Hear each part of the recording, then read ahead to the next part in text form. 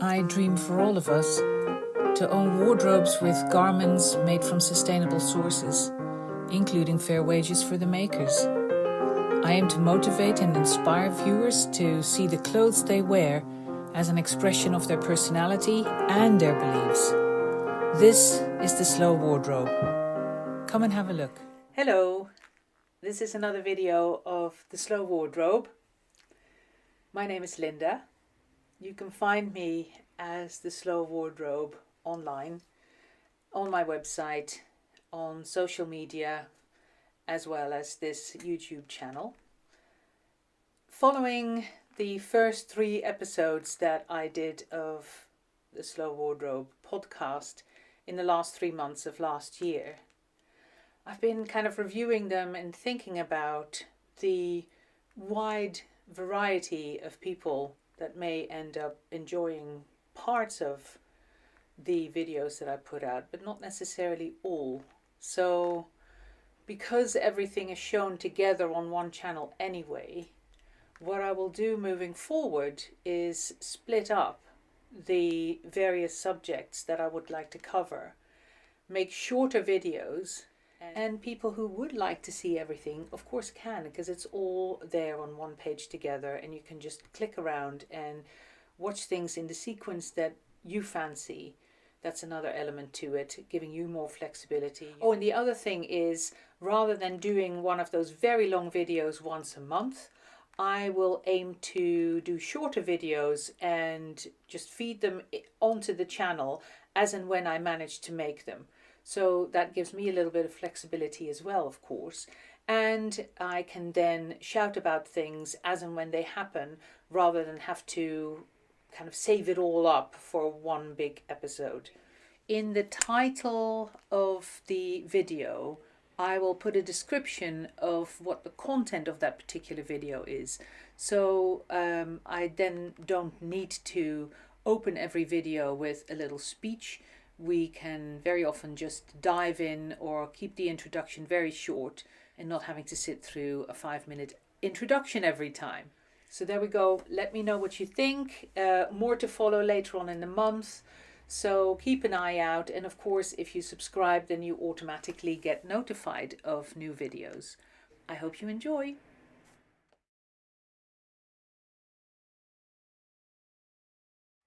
I was hoping to film all of this earlier in the week, at which time I hadn't stopped knitting yet, but can't help myself. I've got to finish it. I'm so keen to wear it. You've heard me talk about the Gramps Revive cardigan that I made 2 of already, and I think I may have already mentioned that I was on my way to make a 3rd. What I've actually done is turned that 3rd into a jumper rather than a cardigan. I've never knitted one pattern this often, I have to admit. But somehow its shape fits so well with the Layercake outfits that I wear. Because it's kind of short and boxy and wide, in terms of proportions, it works so well. So here I am, making number 3. And again, I have not used my own yarns. It's such an indulgence when you've got your own yarn brands to knit with something that is not your yarn brand. It feels very luxurious and very naughty. This yarn I had been looking at for probably the best part of 2 years already. It is 100% cashmere. It's called Gilly, and it is a 4-ply yarn.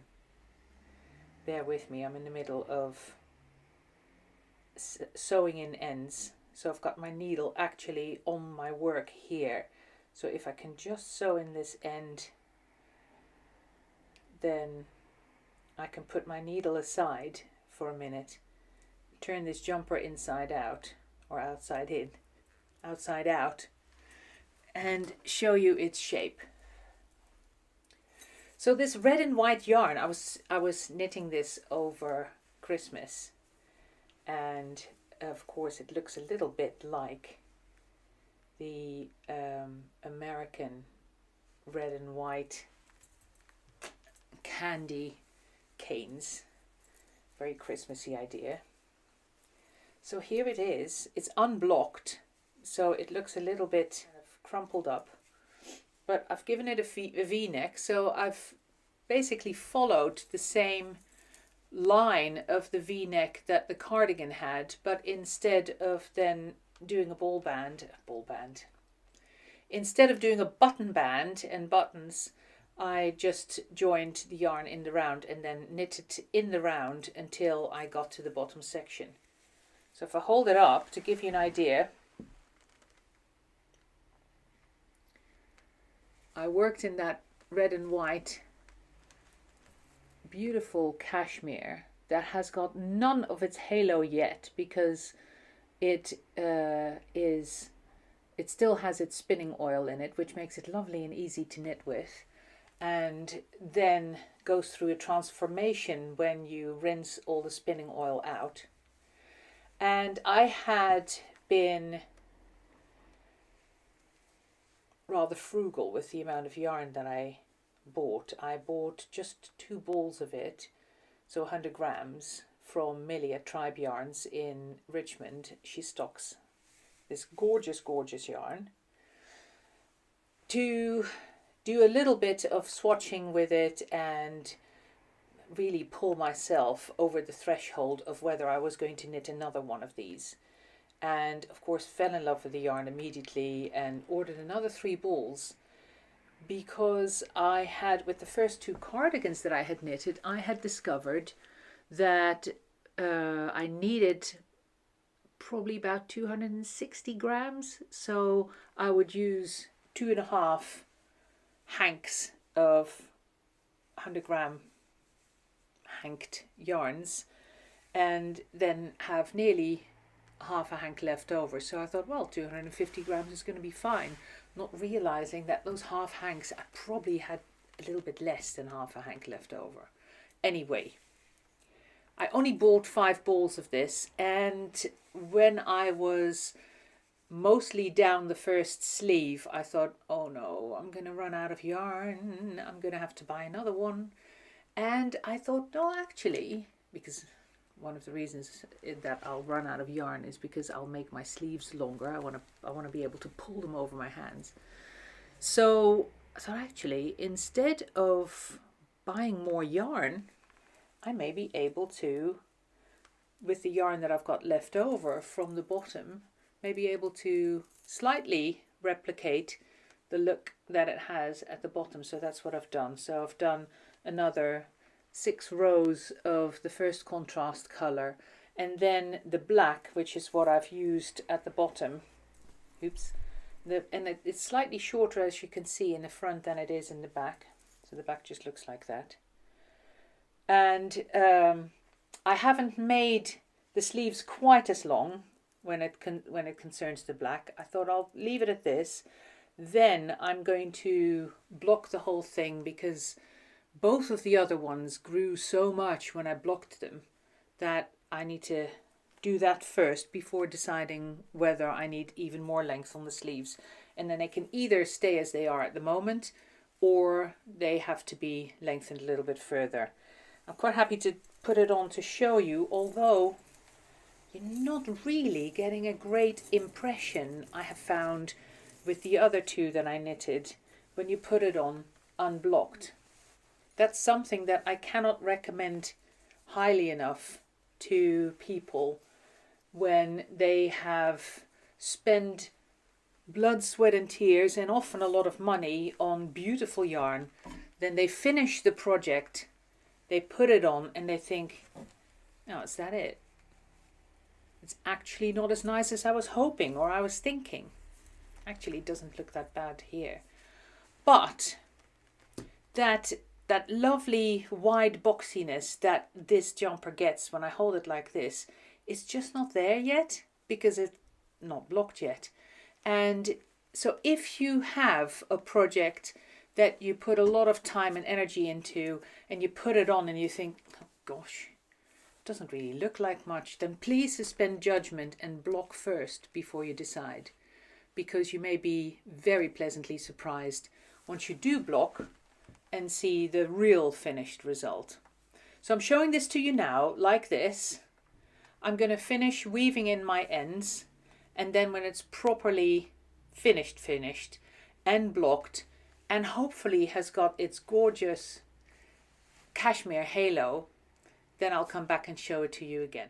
Ooh, that's a very concentrated look. See that? Oh, that's better. Okay, so the jumper has blocked out very nice, and I have realized why the Gramps Revive works so well on me. Most short, cropped, boxy garments use your bust measurement as a starting point and then add a number of inches of positive ease. In my case, I have a bust of 40 inches and my hip measurement is more like 45. So if I knit a boxy garment with 6 to 8 inches of positive ease, then by the time that garment hits my hips, there's only about 3 inches of that positive ease left. And that nice, lovely, loose look that I've achieved here, I don't get with 2 or 3 inches of positive ease.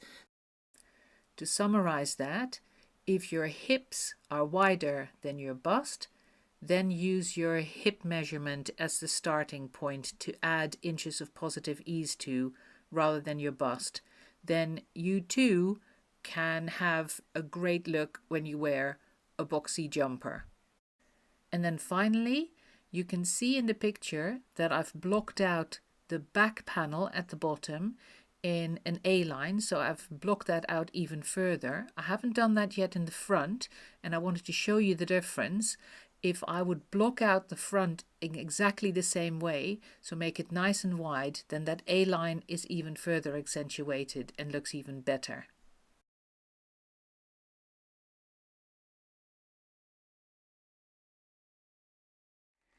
I specifically wanted to tell you about the top that I'm wearing. Its special feature are these sleeves. It came like that. It just has this combination of different colors with a little bit of embroidery on it and this open work that almost looks like crochet attached to it. It's just attached to the sleeves. The sleeves are just like that. The top is purple in color and the sleeves have like a pale lilac and an earthy kind of putty beige, some teal, some very pale chartreuse, and some more purple here on top. It's an unusual color combination and it makes the top extremely versatile for wearing with different outfits. The reason that I would like to highlight it is to give you an idea of something that you can run with, especially with fingerless gloves or arm warmers that you find that you don't end up wearing very often, in combination with tops that maybe have 3/4 length sleeves.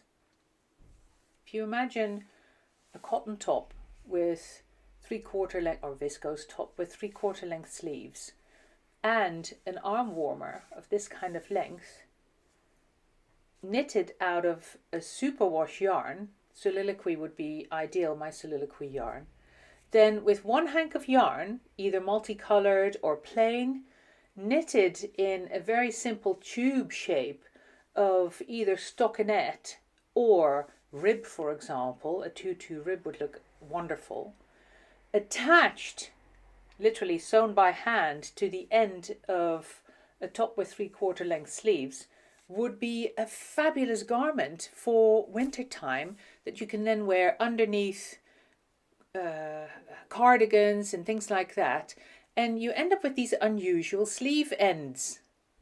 So also a possibility if you've ever knitted a jumper or a cardigan with 3/4 length sleeves yourself that you don't wear, consider using a different yarn in a different color and adding onto the sleeves just like this in a contrasting color, stripes, multicolored anything, and create this unusual top. Doesn't it work well?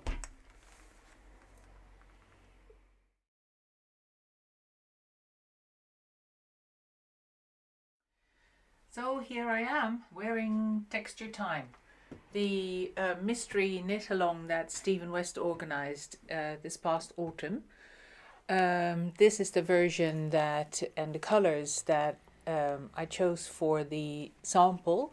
I didn't knit it myself, I have to admit. One of my fabulous sample knitters, Maggie, knit this, and it was her first ever Stephen West mystery knit, and she really enjoyed it. Stephen normally recommends 4-ply yarns for his shawls, especially the big mystery knits that he does every year. I tend to knit them in my own yarn, which is Soliloquy. It's an extra fine 4-ply. It's kind of in between a 4-ply and a lace weight. It runs 600 meters per 100 grams. It's strong enough to knit socks with, which is why it's called Soliloquy Sock Lace. And when you knit socks with it, you work on 2mm needles. But when you use them for a big shawl pattern, like the shawls are inevitably that Stephen designs, then by taking the recommended needle size down 1 or 2 sizes and knitting the whole thing at a slightly smaller gauge with these finer yarns, you end up with a shawl that is slightly more manageable in size. So this shawl is plenty big. You can see I've got it round my shoulders, got it round my neck twice, round my shoulders, and then tied in the front like I do so often when I'm wearing a big shawl. And it follows exactly the same kind of look and feel as the original, but it's not quite as big. I'll show you the size that it is. As you can see, we're still talking a wingspan of more than 6 foot. Actually, it's probably more like 7 foot if I pull it out all the way. And working with the same number of different colors, and instead of using a very fuzzy mohair yarn, the fuzzy yarn here, it's the brown one that's in this shawl, is the Fiberspace Cumulus, which is an alpaca and silk blend rather than mohair and silk. It's not quite as fuzzy as the silk and mohair blends are, but it's a bit more. It's got a wonderful halo. I love the halo. I'll try and show it up close. There you go. Can you get an idea of that? Of that halo. Not such long wispy ends to it, but it's got a lovely cloud-like halo. So the name Cumulus is beautifully chosen. And with exactly the same yardage as my Soliloquy, 600 meters per 100 grams, they work together very nicely. The Soliloquy that is used in this shawl is the alpaca and bamboo blend. So alpaca again, just like the Cumulus, and it works together really nicely. I'm going to put a whole bunch of kits with different suggested color combinations up on the website. But you can, of course, choose any of your own color combinations, and I can put guidelines with that as to how much of each color you use with this particular sample, because I've got all the exact yardages, so that if you have incomplete hanks of Soliloquy, you can use those as well and complement them with Cumulus colors and complete hanks of Soliloquy. Of course, both Soliloquy bases, the alpaca and bamboo, as well as the merino and silk, would be suitable because they're both 600 meters per 100 grams. And like I said, you still have a very large shawl at the end of it, just not quite as voluminous as the original. This is what it looks like if you put it around your shoulders once and wear it more like a wrap.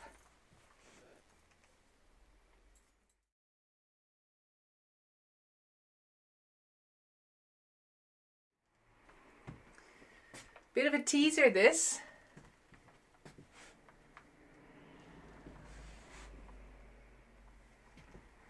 New Layercake garment on its way. Dungarees!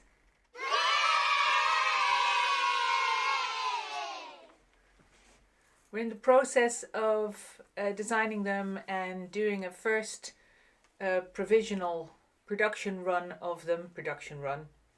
Making a handful rather than making one. Those are our production runs. And very pleased with how things are looking so far. The joys of a tiny little company making tiny amounts of garments. We don't want to stop designing, but we have to be really careful when we introduce a garment that is going to be well received. Otherwise, we're really struggling. So yes, sneak peek. Premiere at Edinburgh Yarn Fest.